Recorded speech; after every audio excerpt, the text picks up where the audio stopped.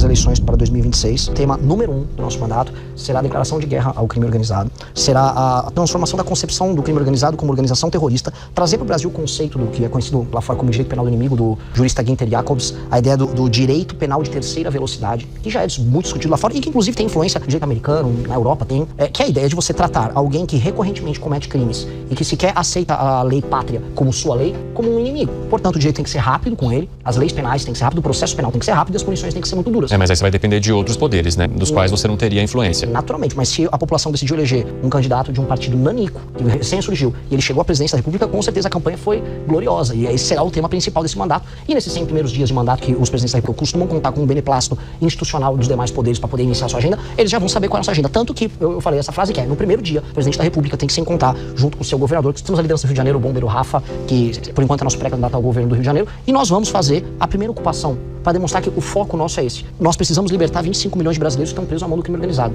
E é esse o recado que a gente precisa dar. Mas me explica assim esse projeto em movimento, assim, o que seria essa ocupação? Como é que você subiria nesses lugares como uma autoridade? Um líder político, ele tem que estar junto aos militares no sentido institucional. Eles precisam se sentir respaldados pelo que está acontecendo, eles precisam entender que institucionalmente eles não vão estar abandonados. Não adiantava nada, ou quando o Temer fez aquela GLO, ele faz a GLO, nomeia um general e fica lá em Brasília olhando. Ou a participação tem que ser próxima. E não pode ser uma participação também malandra, como foi a do Wilson Witzel, que desceu de helicóptero daquela vez. Esse tipo de coisa não pode acontecer, porque esse tipo de coisa desvaloriza uma ação que é muito nobre para os brasileiros, que é a retomada do próprio território e a libertação dessas populações. Então, em bom português, a gente precisa fazer uso das polícias, mas não só das polícias. Porque o crime organizado no Brasil hoje é uma instituição, vamos dizer, nacional. Ela está presente em todos os estados. Eu não vou conseguir resolver a questão carioca se eu não for pro Paraná ver a fronteira, o Paraguai, porque tem droga passando por ali. E também tem droga que vai passar por outros estados. Então eu vou ter que ter uso da Força Aérea, a gente vai ter que fazer um trabalho de fronteira. É um trabalho multifatorial. E também tem que ter alterações nas leis penais, leis de processo penal, para você poder fazer esse enfrentamento. Esse tipo de enfrentamento, que é um enfrentamento geracional, porque representa, na minha geração, uma ruptura com as formas de pensar, não só dos constituintes de 88, mas de quase todas as escolas de direito penal do Brasil,